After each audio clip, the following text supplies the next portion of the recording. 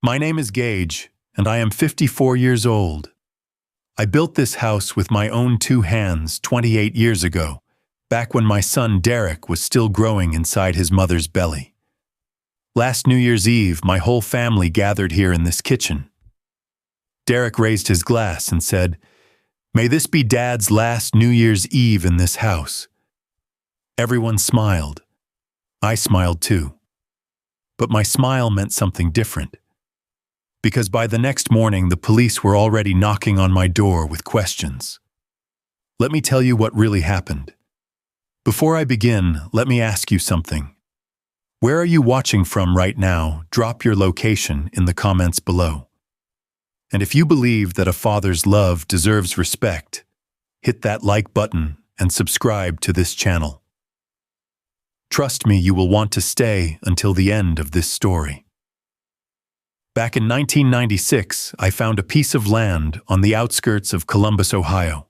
It was nothing but dirt and weeds, sitting at the end of a gravel road that most people drove right past without a second glance.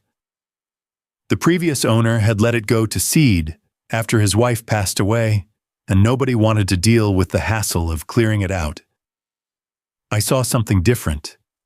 I saw a future. My wife Linda was 7 months pregnant with Derek at the time.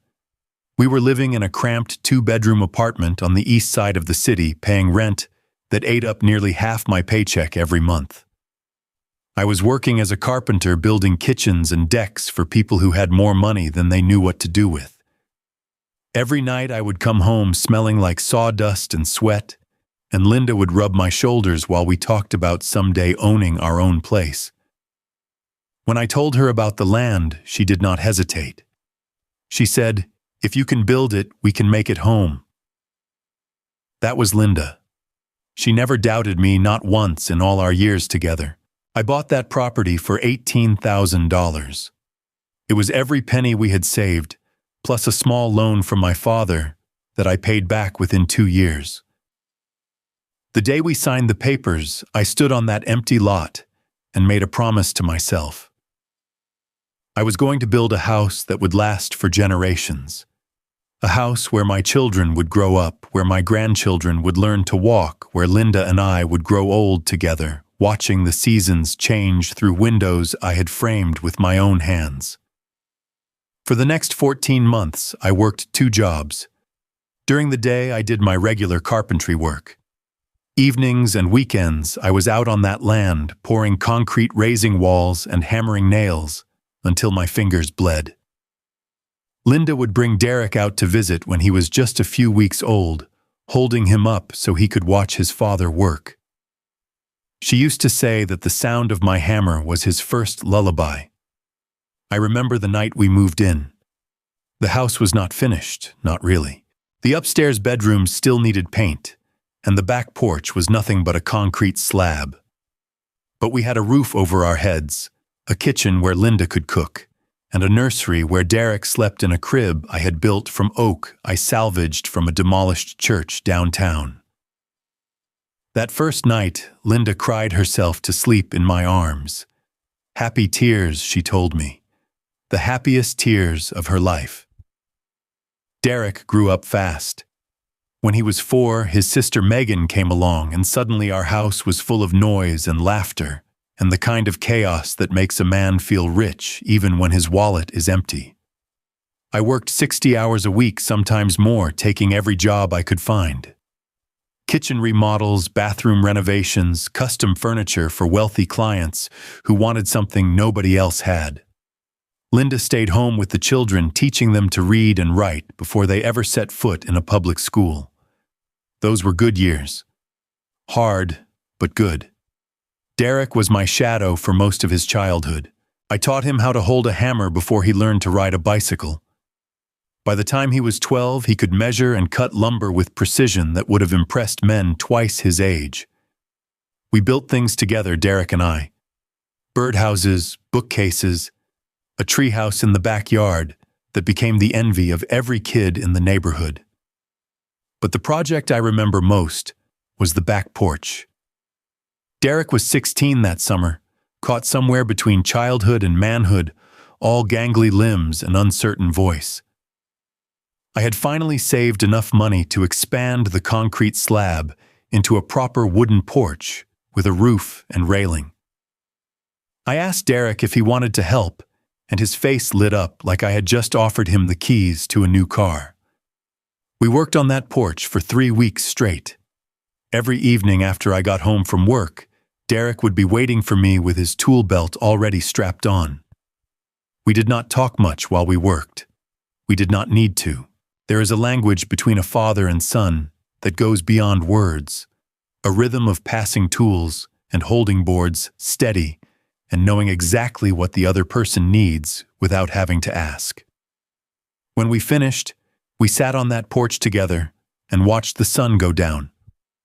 Derek turned to me and said, "Dad, I want to be just like you someday." I put my arm around his shoulders and told him, "Son, this house is your inheritance.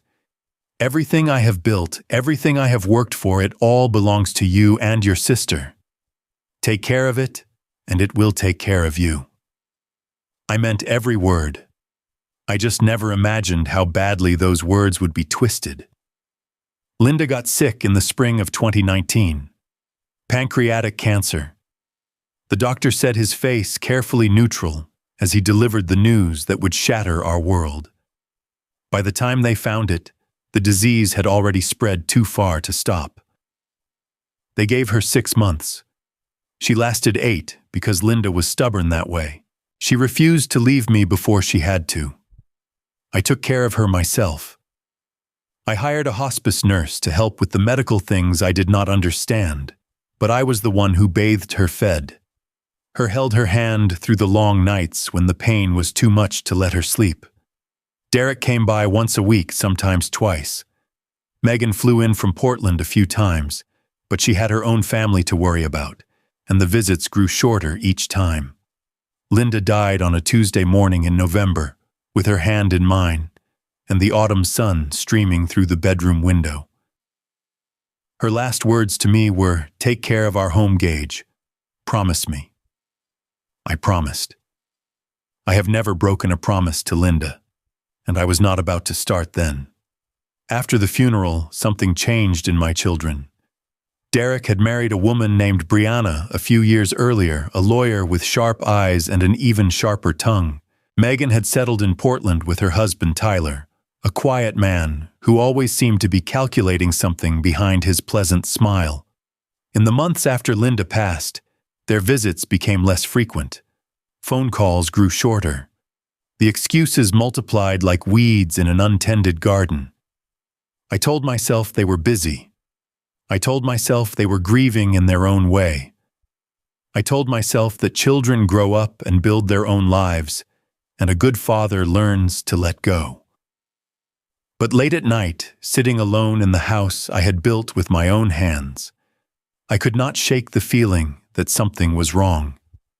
Something I could not quite name but could feel in my bones, like the ache of an old injury before a storm.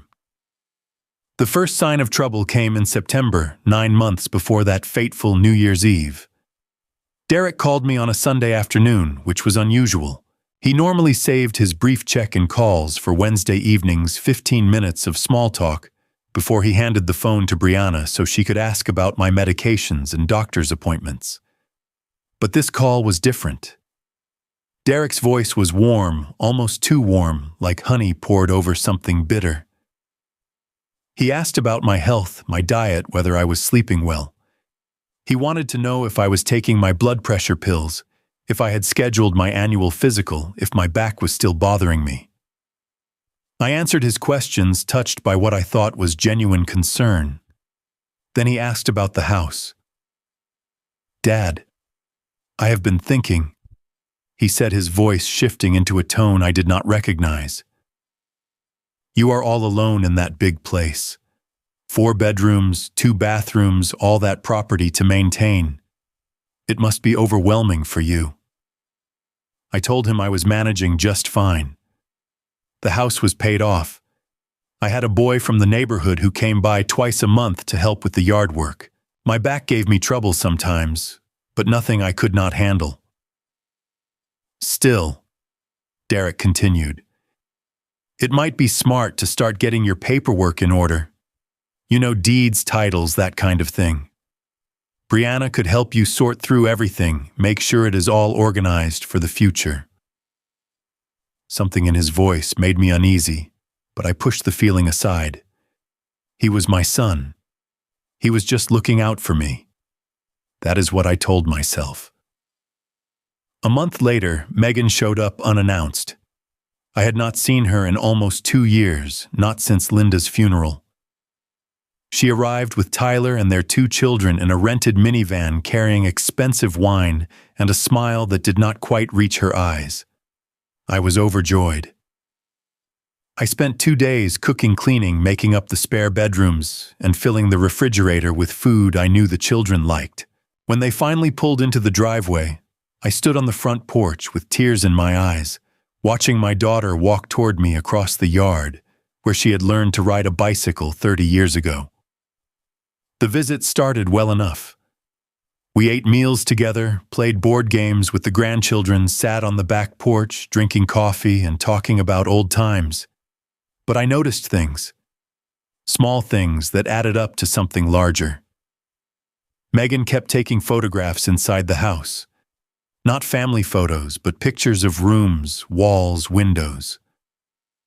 She measured the master bedroom while I was downstairs with the children, and when I asked her about it, she laughed and said she was getting ideas for her own house back in Portland. Tyler asked me questions about property values in the area. How much had the house appreciated over the years? Had I ever thought about selling? Were there any developers interested in the land? Just curious, he said when I gave him a strange look. Real estate is a hobby of mine. On their last night, I overheard Megan and Tyler talking in the guest room. Their door was not quite closed, and their voices carried down the hallway. The location is perfect, Tyler was saying.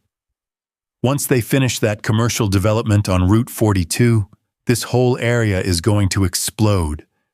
We are talking 7 figures easy. I know, Megan replied. Derek has been tracking it for months. Brianna says if we can get Dad out of here by spring, we can have the place on the market by summer. I stood in that hallway, with my heart pounding so hard, I thought it might burst through my chest. Get Dad out of here. That is what my daughter said.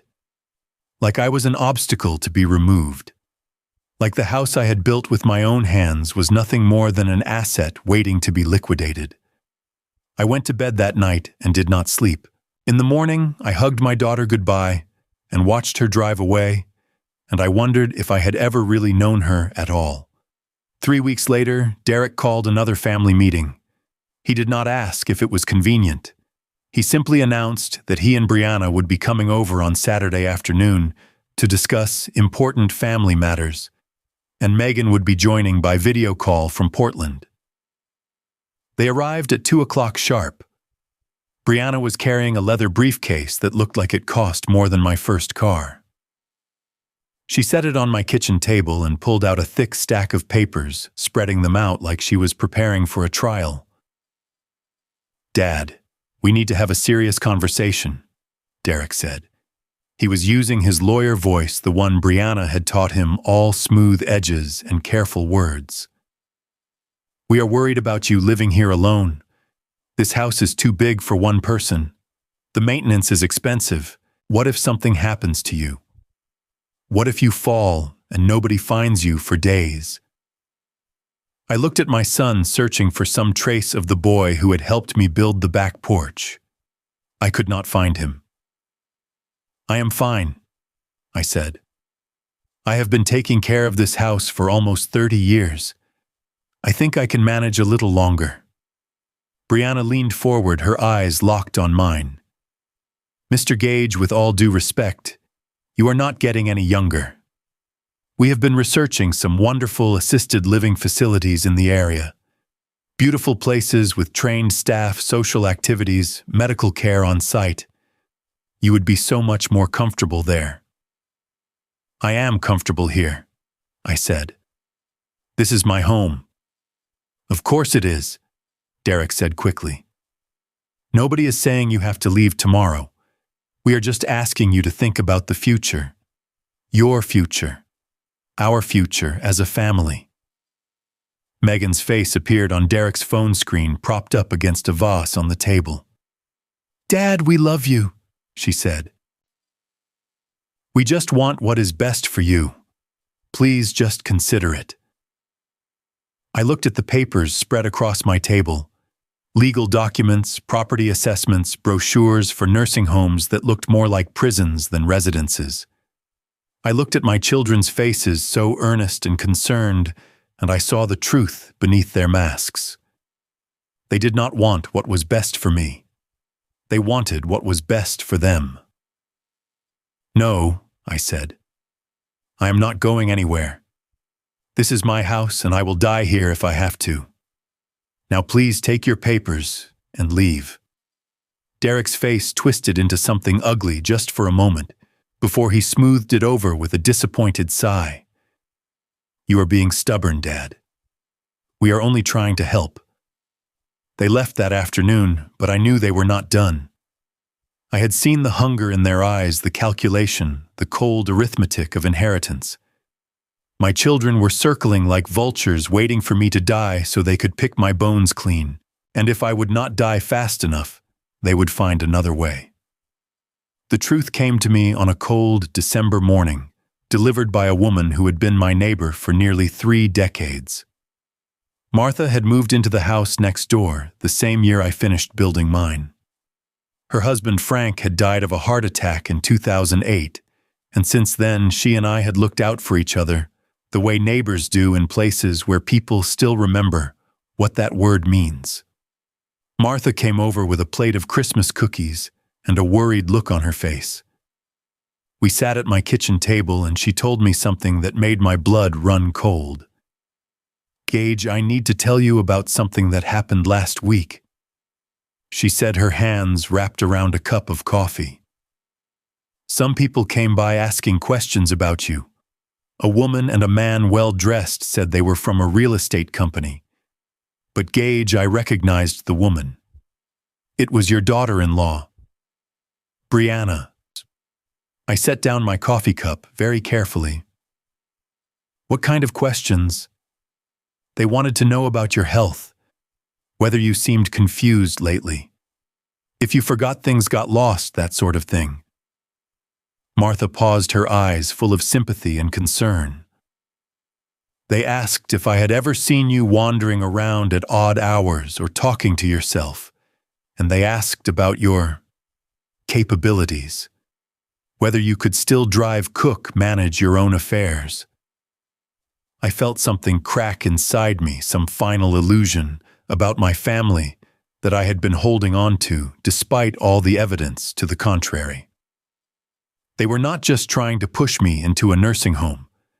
They were trying to build a case that I was incompetent, that I could not be trusted to make my own decisions, that someone else should be in charge of my life and my property. There is more, Martha said gently. They also asked about the legal process for taking over someone's care. Guardianship, I think they called it. They wanted to know if I would be willing to provide a statement. And what did you tell them? Martha reached across the table and took my hand. I told them you were the sharpest man I knew. I told them you ran circles around people half your age. And I told them to get off my property before I called the police. I squeezed her hand, too moved to speak. In that moment, Martha was more family to me than my own children had been in years. That afternoon, I called Harold Stevenson, the lawyer who had handled Linda's estate.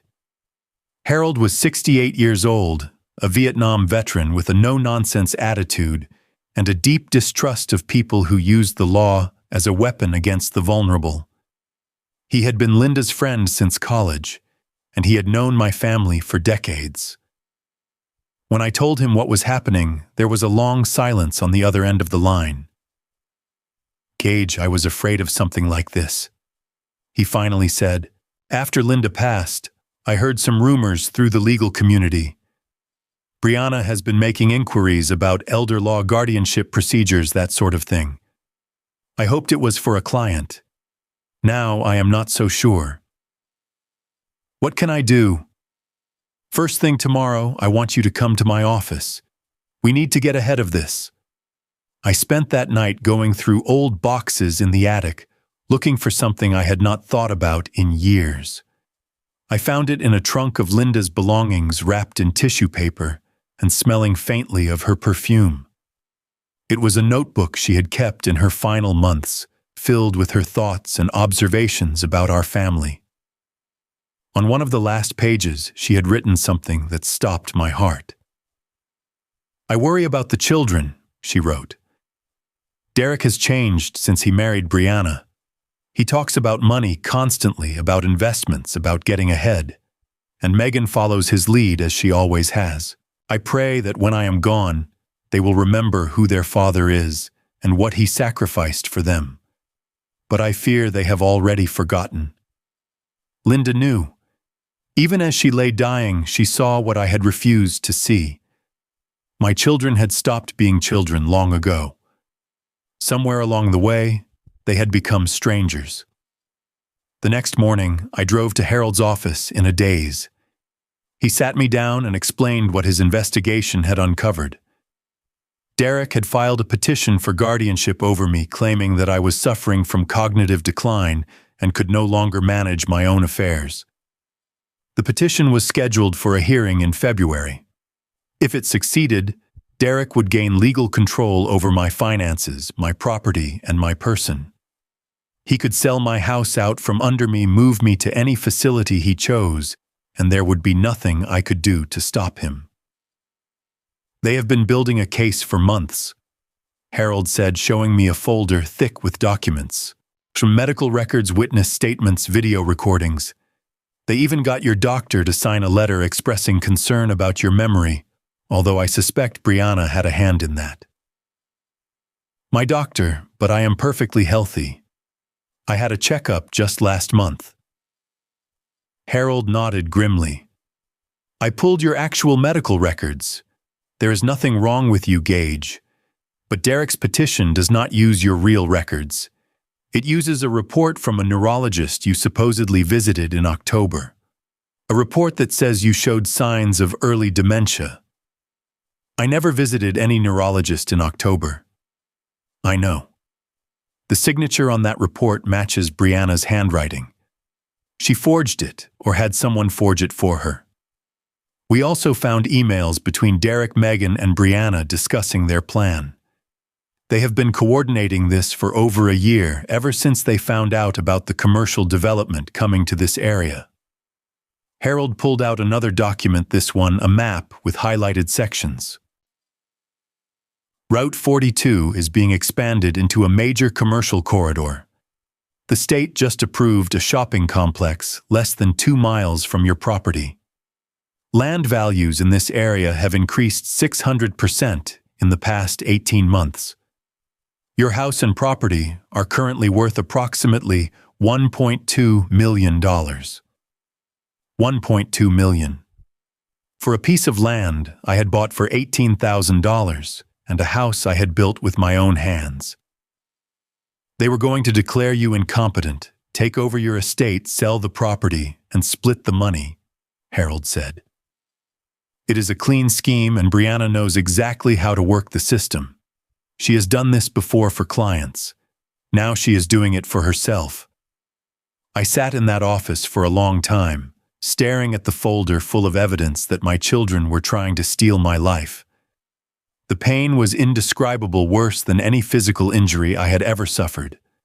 But underneath the pain, something else was growing, something cold and hard and patient. What do we do? I asked. Harold smiled, and it was not a kind smile. We fight back, and we make sure they never see it coming. The weeks leading up to New Year's Eve were the strangest of my life. On the outside, nothing had changed. I continued my routines, puttered around the house, and waited for the phone calls from Derek that came every few days now, checking up on me with that false concern that I had finally learned to recognize. But behind the scenes, Harold and I were building a case of our own. We gathered evidence methodically, carefully, leaving no trace that could alert Brianna's legal instincts.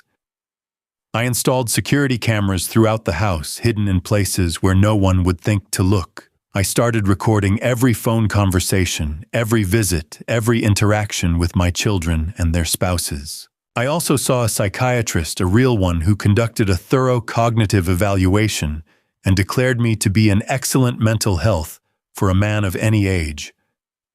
I got statements from my neighbors, my church friends, my former colleagues. Everyone who actually knew me testified that I was sharp, capable, and fully in control of my faculties. And then I did something that went against every instinct I had as a father. I hired a private investigator to look into Derek and Brianna's finances. What he found was illuminating. Derek had borrowed heavily to invest in a tech startup that had gone bankrupt the previous year. He was nearly $300,000 in debt, with creditors threatening legal action. Brianna's law practice was struggling, losing clients to larger firms with deeper pockets. They were desperate for money, and my property was their golden ticket out of financial ruin. Megan's situation was not much better. Tyler had lost his job 6 months earlier and had not found new work. They were behind on their mortgage, their car payments, their children's private school tuition. The Portland dream was crumbling, and they saw my house as the foundation on which they could rebuild their lives.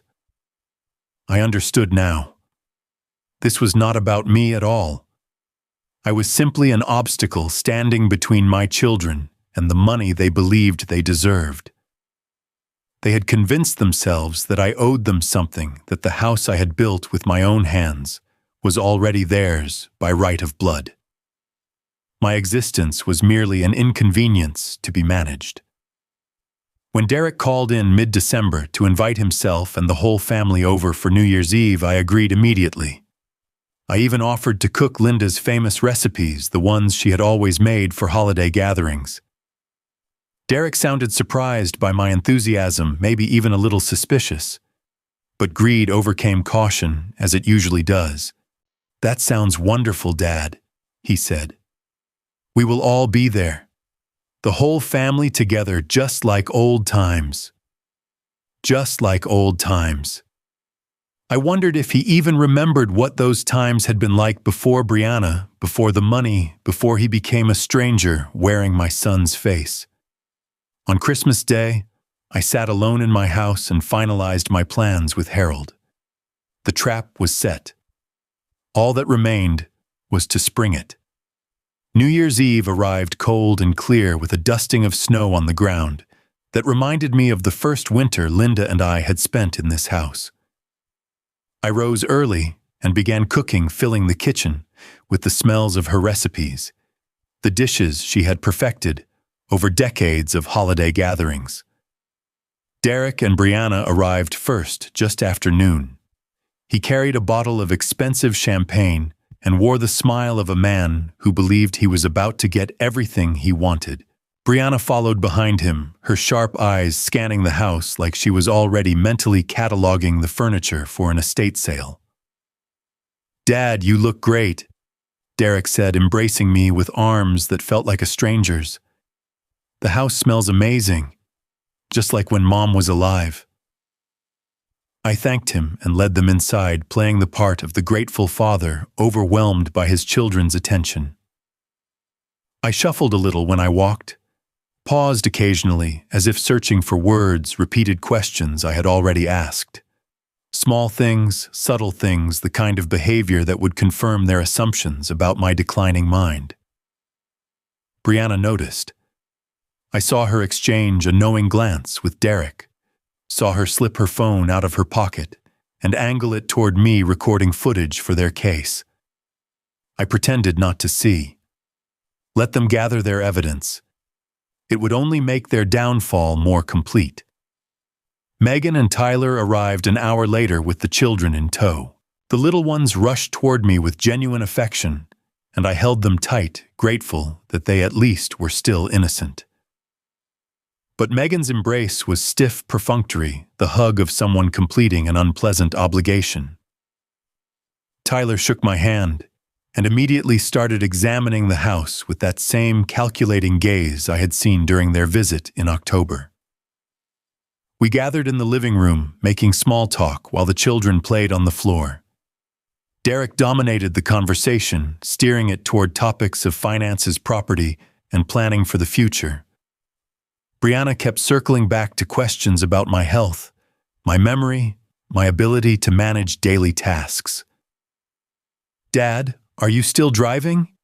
she asked, her voice dripping with false concern. "I worry about you on these roads, especially at night." "Have you thought more about what we discussed?" Derek added. "Night about looking into some living options that might be easier for you."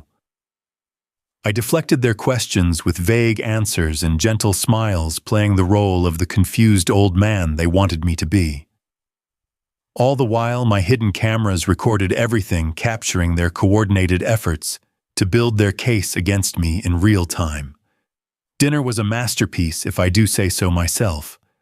I had spent 2 days preparing Linda's recipes exactly as she had taught me, and the table was loaded with her specialties: the roast chicken with herbs, the garlic mashed potatoes, the green bean casserole, the homemade rolls that she had always shaped into perfect crescents. For a few hours, it almost felt like the holidays of years past, before illness and greed and betrayal had poisoned everything. But throughout the meal, I watched my children work their scheme. Megan casually suggested that I should make a will just to have things in order. Tyler asked pointed questions about the property boundaries and whether I had any plans for the land. Brianna produced a folder of documents and suggested that I sign some papers, just to simplify things. Insurance forms, she said, nothing important. I declined politely, saying my mind was not clear enough for paperwork tonight. Brianna's smile tightened almost imperceptibly. Derek's eyes went flat for just a moment before the mask slipped back into place. They were getting impatient. Good. Impatient people make mistakes. As midnight approached, we gathered in the living room with champagne glasses raised. The television showed the crowds in New York waiting for the ball to drop. The children were asleep upstairs, and it was just the adults now gathered in a loose circle around the fireplace I had built, with stones I carried from a creek bed 30 years ago. Derek cleared his throat and stood up, his glass held high. The room fell silent. "I would like to make a toast," he said, his voice carrying that practiced sincerity that lawyers learn to manufacture. "To family, to the memories we have made in this house, and to new beginnings." He paused, and his eyes met mine.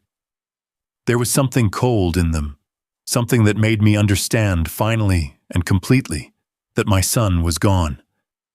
Whatever remained was just a shell animated by greed. "May this be Dad's last New Year's Eve in this house," Derek said. The words hung in the air like smoke. Brianna smiled and raised her glass. Megan nodded along, not quite meeting my eyes. Tyler watched me with that calculating gaze, waiting to see how I would react. I looked at each of them in turn. My son, who I had taught to build with his own hands. My daughter, whose first steps I had witnessed in this very room. Their spouses, who had married into my family and were now trying to steal it from me. And I smiled. "Yes," I said, raising my own glass, "so this will be a night to remember." We drank. The ball dropped in New York. My children cheered and embraced each other, celebrating what they believed was their impending victory. And I stood in the middle of it all, counting down the hours until morning. I did not sleep that night. I lay in my bed, listening to the sounds of my house settling, the creaks and groans of wood I had cut and shaped and nailed into place with my own hands. Downstairs, Derek and Brianna had taken the guest room. Megan and Tyler were on the pull-out sofa in the living room, The children slept in what had once been Megan's childhood bedroom. At 6 in the morning, I heard car doors slam outside. I rose from my bed, put on my robe, and walked to the window. 2 police cruisers were parked in my driveway, their lights off, but their presence unmistakable. I walked downstairs slowly, deliberately, giving everyone time to wake up and wonder what was happening. By the time I reached the front door, Derek was already there, his hair disheveled and his face pale with confusion. "Dad, what is going on?" he demanded. "Why are there cops outside?" I said nothing. I simply opened the door. 2 officers stood on my porch, accompanied by a man in a suit I recognized as a detective from the county sheriff's department. Behind them, I could see Harold's car parked at the curb, and the old lawyer himself was walking up my driveway with a folder tucked under his arm. "Mr. Gage," the detective said, "I am Detective Morrison. We need to speak with Derek and Brianna Palmer." Derek's face went white. "What is this about?" "You are both wanted for questioning regarding allegations of elder fraud and attempted guardianship fraud," Detective Morrison said. "We have evidence suggesting you conspired to falsify medical records and manipulate legal proceedings for financial gain." Brianna appeared behind Derek, her sharp eyes taking in the scene with dawning horror. "This is ridiculous," she said, her lawyer's instincts kicking in. "We have not done anything wrong. Who filed these allegations?" "I did," I said quietly. Every head turned toward me. Derek's mouth fell open. Brianna's face went from pale to crimson. Megan, who had emerged from the living room with Tyler close behind, let out a small sound that might have been a gasp or a sob. "Dad," Derek said, his voice cracking. "You cannot be serious. We are your children. We were trying to help you." "No," I said. "You were trying to steal from me. You forged medical documents. You manipulated witnesses. You filed false claims with the court. You treated me like an obstacle to be removed rather than a father to be respected." I turned to Harold, who handed me the folder he had been carrying. I opened it and began pulling out documents one by one. "I have recordings of your conversations about selling my house. I have emails between the 3 of you discussing your plan to have me declared incompetent. I have the forged neurologist report with Brianna's handwriting on it. I have statements from my actual doctors confirming that I am in perfect mental health. And I have financial records showing that both of you are deeply in debt and desperate for money." I looked at Brianna directly. "Your law license is going to be revoked. You violated every ethical standard of your profession. You used your expertise to try to steal from a vulnerable person. The state bar has already been notified." Brianna's composure finally cracked. "You cannot do this," she hissed. "I will fight this in court. I will destroy you." "You already tried," I said, "and you failed." Detective Morrison stepped forward. "Ma'am, you need to come with us. You are being detained for questioning." "Sir," he added, looking at Derek, "you as well." One of the officers produced handcuffs. Brianna began to struggle, shouting about her rights, demanding to speak to a lawyer. Derek stood frozen, unable to process what was happening. The officer cuffed Brianna's hands behind her back and began reading her rights. Derek finally found his voice. "Dad, please," he begged. "You are making a mistake. We are family. We can work this out." I looked at my son, really looked at him, and I saw a frightened child wearing a man's body. But I also saw the coldness that had crept into his eyes over the years, the entitlement, the greed. He had made his choices. Now he would face the consequences. "You forgot something, Derek," I said. "You forgot who built this house. You forgot the summers we spent working side by side, the lessons I tried to teach you about honest work and family loyalty. You forgot that I raised you to be a good man, and somewhere along the way, you chose to be something else. Derek's eyes filled with tears. Dad, I am sorry. I am so sorry. I built this house with these hands. I continued holding up my calloused palms. I raised you in this house.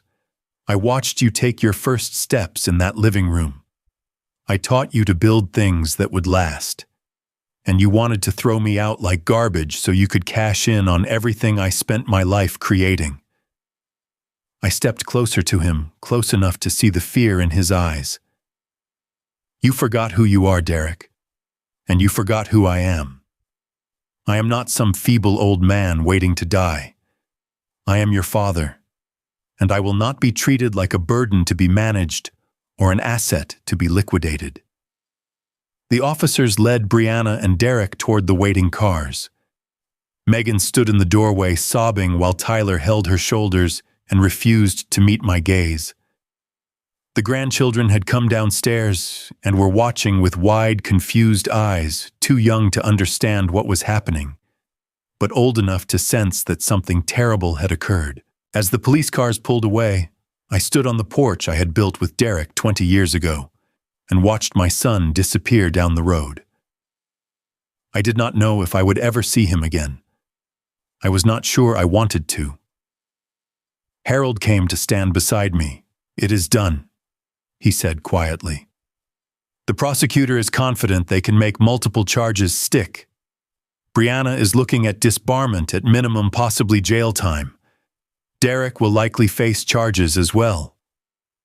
And Megan, she cooperated once she realized how serious this was. She will probably get off with community service and a fine. But gauge your relationship with her, that is up to you to decide. I nodded slowly. The morning sun was just beginning to peek over the horizon, painting the snow-covered yard in shades of gold and pink. It was beautiful, the kind of morning Linda would have loved. Thank you, Harold, I said, for everything. You did the hard part, he replied. You stood up for yourself when it mattered. Not everyone has that courage. The weeks that followed were some of the hardest of my life, but also some of the most liberating. The legal proceedings moved forward with the relentless momentum of justice, delayed but not denied. Brianna's law license was revoked after an emergency hearing revealed the extent of her misconduct. Derek pleaded guilty to reduced charges in exchange for cooperating with the investigation, and the judge sentenced him to 2 years of probation and mandatory community service. He would not go to prison, but his career was finished, and his marriage crumbled within months. Megan returned to Portland, a broken woman. Tyler filed for divorce shortly after claiming he had not known about the scheme, though I suspected he knew more than he admitted. The children would grow up shuffling between two households, innocent victims of their parents' greed. I did not take any pleasure in their downfall. Despite everything, they were still my children. The babies I had rocked to sleep, the toddlers I had taught to walk, the teenagers I had guided through the confusion of growing up. But they had made choices, terrible choices, and those choices had consequences. In the emptiness that followed, I found unexpected comfort in the people who had stood by me. Martha continued to visit every few days, bringing food and conversation, and the kind of uncomplicated companionship that asks nothing and gives everything. Harold became a regular fixture in my life, stopping by for coffee on Saturday mornings and joining me for fishing trips to the lake where Linda and I had spent our honeymoon. But the most surprising friendship came from an unexpected source. Marcus was 17 years old, a junior at the local high school, and one of the most troubled young men in the neighborhood. His father had left when he was 3. His mother worked 2 jobs and was rarely home. He had been in and out of juvenile detention for minor offenses, and most people had already written him off as a lost cause. I met him by accident. He was cutting through my backyard one afternoon, taking a shortcut to avoid some boys who had been harassing him. I caught him climbing over my fence and invited him inside for a glass of water instead of chasing him off. Something about Marcus reminded me of Derek at that age before the world got its hooks into him. There was a hunger in the boy's eyes, a desperate need for direction that nobody had bothered to provide. He had never built anything in his life, never worked with his hands, never experienced the satisfaction of creating something that would outlast him. So I started teaching him. We began with small projects, birdhouses, and picture frames, simple things that required basic skills and yielded immediate results. Marcus was a quick learner, soaking up knowledge like a sponge, asking questions I had not heard since Derek was young. Within weeks, he was spending most of his free time in my workshop, learning the trade that had sustained my family for 3 generations. One evening, as we were putting the finishing touches on a coffee table Marcus had designed himself, he turned to me with an expression I could not quite read. "Mr. Gage," he said, "why are you doing this? Teaching me, I mean. Most people just see a kid with a record. They do not want anything to do with me."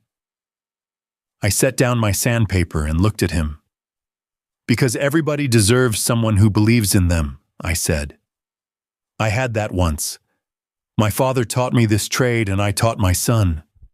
My son forgot what those lessons meant, but that does not mean the lessons were worthless. It just means I need to pass them on to someone who will remember." Marcus was quiet for a long moment. Then he said so softly, I almost did not hear it, "Thank you, Grandpa." It was the first time he had called me that. I pretended not to notice the tears in my eyes and went back to sanding. Spring came slowly that year, melting the snow and revealing the green shoots pushing up through the earth. I spent my mornings working in the garden Linda had planted, my afternoons teaching Marcus in the workshop, and my evenings sitting on the back porch watching the sun set over the property I had fought so hard to keep. I had made a decision about the house. I was not going to sell it, not to developers, not to anyone. Instead, I had worked with Harold to establish a trust that would convert the property into a training center for young people who wanted to learn trades. Carpentry, plumbing, electrical work, all the skills that schools no longer taught, but that the world still needed. Marcus would be the first graduate of the program, and when I was gone, he would take over as the director. The house would live on not as a monument to one family's dysfunction, but as a beacon of hope for families yet to come. It has been a year now since that New Year's Eve when my son wished me out of my own house. The seasons have turned, and I have turned with them, becoming something different than the man I was before. The pain is still there. Some nights I lie awake remembering Derek as a little boy running through these rooms with laughter on his lips and wonder in his eyes. I remember Megan following behind him, always trying to keep up with her big brother, always looking to him for guidance. I remember Linda watching them with love so fierce it seemed to fill every corner of this house. Those memories are precious, but they are also wounds that may never fully heal. I have accepted that. Healing does not mean forgetting.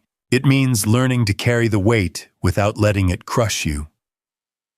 I have also learned to forgive myself. For years, I wondered what I did wrong, what failures in my parenting had produced children capable of such betrayal. I interrogated every decision, every moment, searching for the mistake that had led to this outcome. But the truth is, I did everything I could. I gave them love, guidance, opportunity, and example. What they did with those gifts was their choice, not mine. Forgiving my children is harder. I am still working on that. Derek has written me several letters from wherever he is now, full of apologies and explanations and promises to change. I have not answered them. Not because I want to punish him, but because I am not ready. Forgiveness cannot be rushed. It has to ripen in its own time. Megan called once about 6 months ago. She wanted to visit to try to rebuild some connection. I told her the truth that I was not ready, that I needed more time. She cried, and I felt the old instinct to comfort her, to tell her everything was going to be okay. But I stayed firm. Love does not mean accepting abuse. Boundaries are not cruelty. Sometimes the most loving thing you can do for someone is to let them face the consequences of their actions. But I am not bitter. That is the surprising thing. For all the pain my children have caused me, I do not hate them. Hate is a poison that destroys the vessel that carries it far more than the target it aims for. I refuse to give my remaining years to bitterness. Linda would not have wanted that. More importantly, I do not want it. So I have chosen peace. I have chosen to focus on what I can build rather than what has been broken. I have chosen to invest my time and energy in people who appreciate it, like Marcus and Martha and Harold, and the young people who are beginning to discover the satisfaction of working with their hands. Last week, Marcus finished his first major project entirely on his own, a set of cabinets for a family in the neighborhood who could not afford to hire a professional. When he showed me the finished work, his face glowing with pride, I saw something I had not seen in years. I saw the future. "You did good, son," I told him. And I meant it. I still live in this house. Every morning I walk through the rooms I built with my own hands, and I feel Linda's presence in every corner. Some evenings I sit on the back porch that Derek and I built together, and I wonder if he remembers that summer. I wonder if he ever thinks about the lessons I tried to teach him about patience and craftsmanship, and the value of honest work. I wonder if he ever truly loved me, or just loved what I could give him. I do not have the answer to that question. Maybe I never will. But I have made peace with the uncertainty. I have learned that some questions are not meant to be answered. They are meant to be lived with, carried gently, and eventually released. My name is Gage. I am 55 years old now. I have built a house, raised a family, lost a wife, been betrayed by my children, and survived. I have learned that blood does not guarantee loyalty, that love must be earned as well as given, and that the greatest inheritance you can leave is not property or money, but the example of a life well lived. This house will stand long after I am gone. It will shelter young people learning trades that will sustain them for a lifetime. It will echo with the sounds of hammers and saws and laughter, the same sounds that filled it when my own children were young and the future seemed full of nothing but promise. And somewhere in those echoes, I hope my children will hear what they forgot. I hope they will remember the father who built this house for them, who worked and sacrificed and loved them with everything he had. I hope they will understand finally that some things cannot be bought or sold or stolen.